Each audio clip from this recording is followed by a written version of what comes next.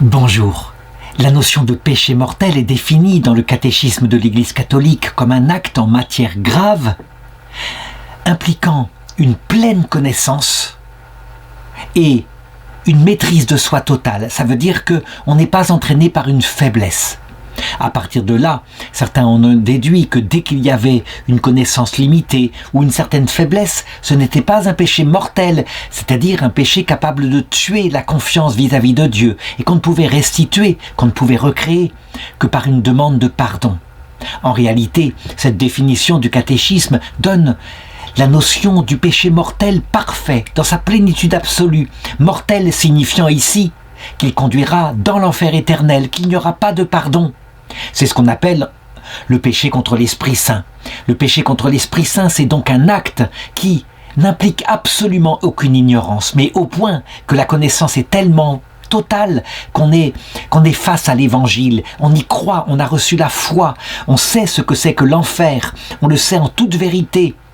On le définit, comme le fait saint Augustin, comme l'acte de l'amour de soi poussé jusqu'au mépris de Dieu et du prochain, et les conséquences qui en sortent, un cœur vide qui n'obtiendra jamais de pardon sauf si on se repent, et on ne veut pas se repentir quand on a une pleine connaissance, puisque rien ne vient faire changer notre avis.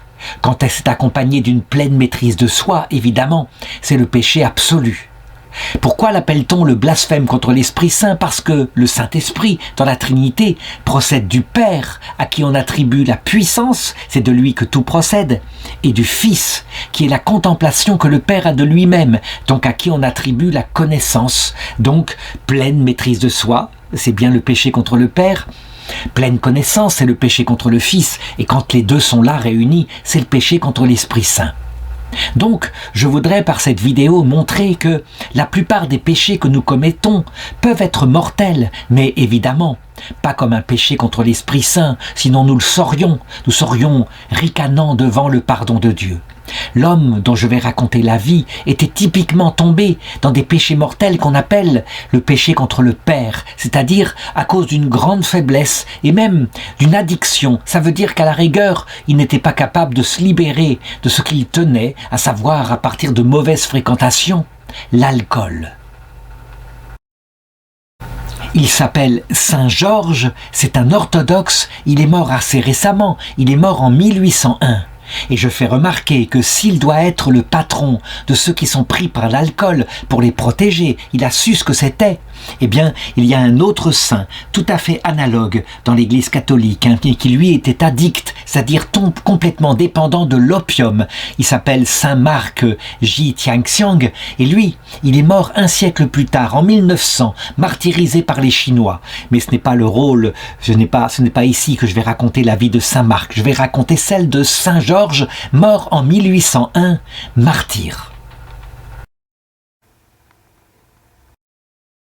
Il vivait en Asie mineure, c'est-à-dire ce qu'on appelait à l'époque l'Empire ottoman, qui est tombé, qu'on appelle maintenant la Turquie.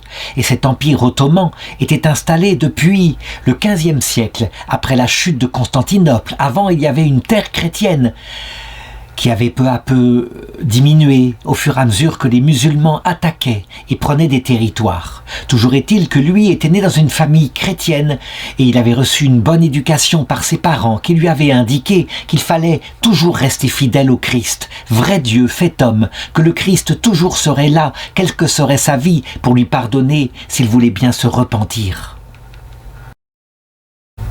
Il se maria avec la bénédiction de ses parents, il eut une femme, il eut des enfants.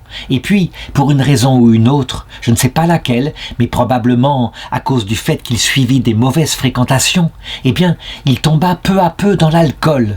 Et, comme c'est le cas très souvent, l'alcool, quand on revient à la maison étant alcoolisé, on bat sa femme.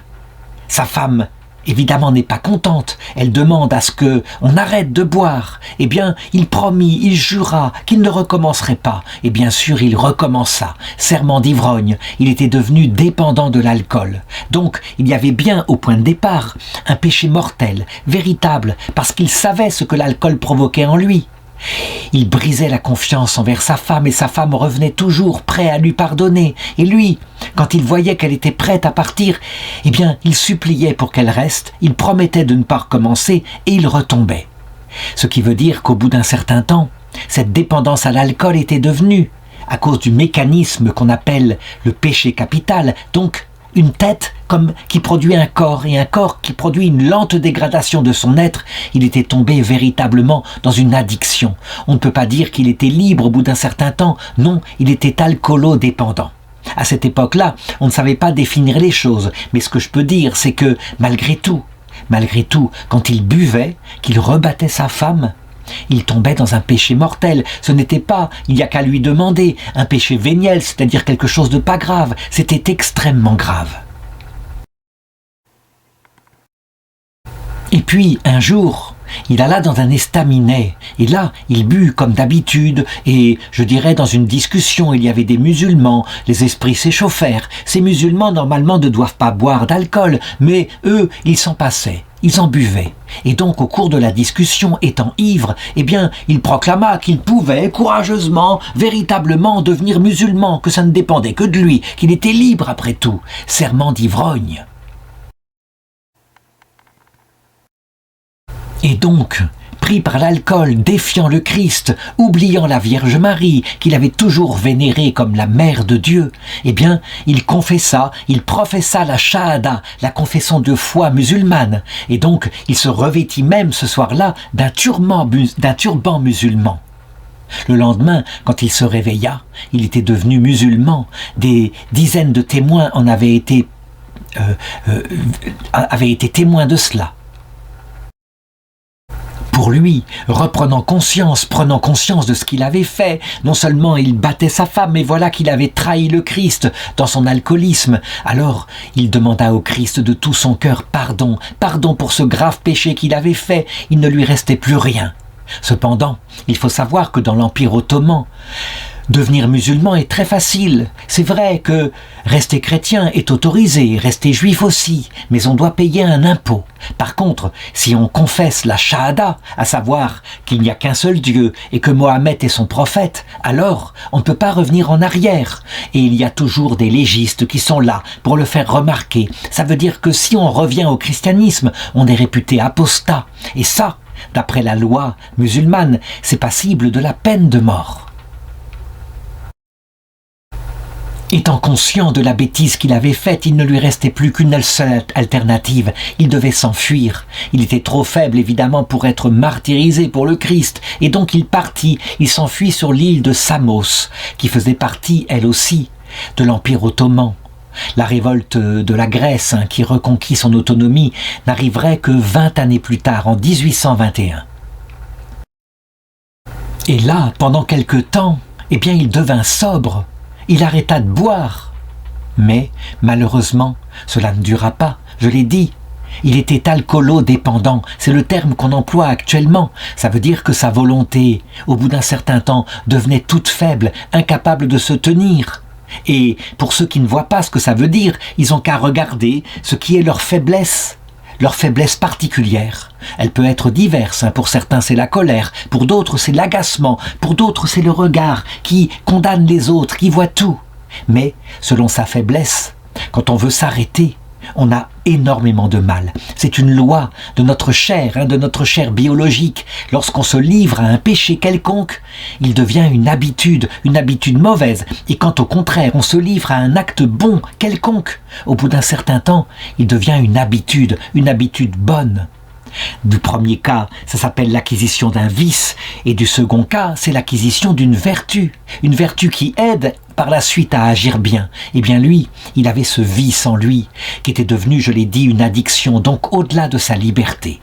Il retomba dans l'alcool, il redevint saoul, il fréquenta de nouveau des troquets, et, à un moment donné, étant de nouveau saoul, eh bien, il proclama devant un public qui était là, il y avait des Turcs qui étaient présents, que lui, il avait toujours été musulman, qu'il était musulman vraiment. Que dans le temps, il avait été chrétien, mais qu'il s'était converti en Turquie. Et donc, on lui demanda, mais avez-vous une preuve que vous êtes musulman ? Et il déclara « Ah, je n'ai pas été circoncis, mais circoncisez-moi maintenant, et vous verrez. Là, vraiment, ma shahada, ma confession de foi, elle était claire. » Eh bien, ce soir-là, on le circoncis. Ce qui, d'ailleurs, tout de suite, à cause de la douleur, le fit retrouver ses esprits. Mais il était circoncis. Et, de nouveau, il était là, musulman, confessant, ayant confessé dans son alcoolisme qu'il avait renié la foi chrétienne. Donc, je dirais les gens de l'île de Samos, très contents de voir ainsi un homme qu'ils prenaient pour un chrétien, être en fait un musulman, avoir confessé sa foi, eh bien ils lui trouvèrent même un travail. Il devint le gardien d'une mosquée. Mais là, cette fois, c'était allé trop loin, évidemment, beaucoup trop loin. Il le savait. Il avait renié de nouveau le Christ et la Vierge Marie, et tous les saints, et ses propres parents, et son épouse et ses enfants. Et donc, il resta dans cette mosquée, et il commença à regretter son acte. Il cessa de boire, on peut le savoir. Quelquefois, quand la catastrophe arrive sur la vie d'un ivrogne, il arrive que c'est tellement douloureux que la tristesse et l'angoisse font que, eh bien, le plaisir, le désir de boire, finalement, on arrive à le dépasser. Ainsi, au bout d'un an, il n'avait pas rebu. C'est extraordinaire, Et on le voit maintenant, chez ceux qui sont aidés pour sortir d'une telle addiction, on le voit, parfois il faut un électrochoc de cette façon-là. Et cet électrochoc provoque enfin une volonté de se tenir et de sortir de l'alcool. Au début, bien évidemment, il eut des crises de manque terribles, mais la douleur d'avoir renié le Christ, cette fois, définitivement de s'être même fait circoncire, était si grande qu'il résista, et il arriva même qu'il offrait ses souffrances au Christ, cette espèce de sevrage qu'il vivait. Au bout d'un an, l'angoisse n'avait pas disparu de son cœur. Il était traître au Christ, il était persuadé qu'il irait en enfer, et donc, cette fois, il le décida. Sa vie n'avait plus raison d'être, que s'il allait en enfer éternel, ce serait plus terrible que tout. Et donc, il décida, lui-même, de sa propre initiative, d'aller auprès du juge des musulmans sur l'île de Samos et de confesser qu'il était chrétien, que jamais il n'était devenu musulman, qu'il avait fait dans l'alcoolisme, qu'on l'avait poussé à cela, qu'il était vraiment chrétien. Le juge qui le reçut, évidemment, se dit que, probablement, une fois de plus, il avait bu, qu'il était ivrogne, que c'était un péché de ce genre, mais il constata très vite que ce n'était pas vrai. Il n'avait pas bu, il était parfaitement sobre. Je l'ai dit, la loi musulmane est stricte sur cette affaire-là.